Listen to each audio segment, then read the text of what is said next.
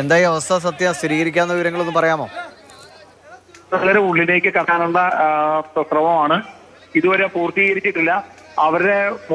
അവരുടെ അടുത്തേക്ക് ഇറങ്ങി ചെല്ലണമെങ്കിൽ കോൺക്രീറ്റ് പാളികളും അതുപോലെ തന്നെ ഇഷ്ടികകളും സിമെന്റ് ഇഷ്ടികളും ഒക്കെ വന്ന് മൂടിക്കിടക്കാണ്. ഒരു കാരണവശാലും ഇവര് കമന്ന് കിടക്കുവാണ് ഇവരുടെ അടുത്തേക്ക് രക്ഷാപ്രവർത്തകർക്ക് ഇറങ്ങി ചെന്ന് ഇവരുടെ ശരീരത്ത് കിടക്കുന്ന കോൺക്രീറ്റ് പാളികളും ഇഷ്ടികയും മാറ്റിയാൽ മാത്രമാണ് അവരെ പൊക്കിയെടുക്കാൻ പറ്റത്തുള്ളൂ. ഇപ്പൊ അവരുടെ ശരീരം ഏതാണ്ട് നിശ്ചലാവസ്ഥയിലേക്ക് ആയിക്കൊണ്ടിരിക്കുകയാണ്. ഇത്രയും നേരം നമ്മളോട് പ്രതികരിക്കുന്നുണ്ടായിരുന്നു. ഇവർ കമന്ന് കിടക്കുമായിരുന്നു. അത്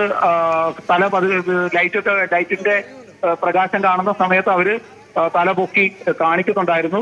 ഞാനിവിടെ വരുന്ന സമയത്ത് ഇപ്പൊ പൂർണ്ണമായിട്ടും മുഖം താഴ്ന്ന് തറയോട് ചേർന്ന് കിടക്കുകയാണ് അപ്പൊ അവരെ കൂടുതലുണ്ടായിരുന്ന ഭർത്താവിനെ ഇപ്പൊ ആരും തിരയുന്നില്ല. ഇവരെ കണ്ടു അവരെ പുറത്തേക്ക് എടുക്കാനുള്ള പ്രവർത്തനമാണ് ഇപ്പൊ നടന്നുകൊണ്ടിരിക്കുന്നത്. ബിജുവിനെ കണ്ടെത്താൻ പറ്റിയിട്ടില്ല അല്ലേ?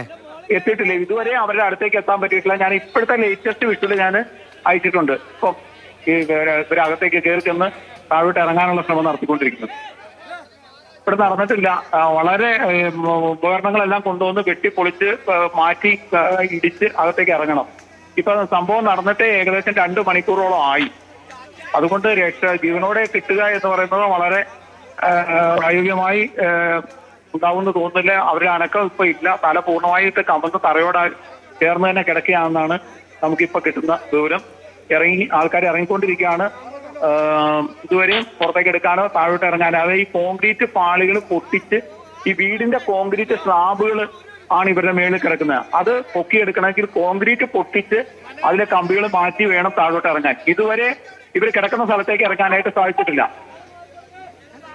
അപ്പൊ എനിക്ക് തോന്നുന്നു അടുത്ത് ഇപ്പൊ രണ്ടുപേരും ആണെങ്കിൽ ചെറിയ വീടും അല്ലേ, അവർ അടുത്തടുത്ത് ബിജുവും അടുത്തുണ്ടാകണം അല്ലേ?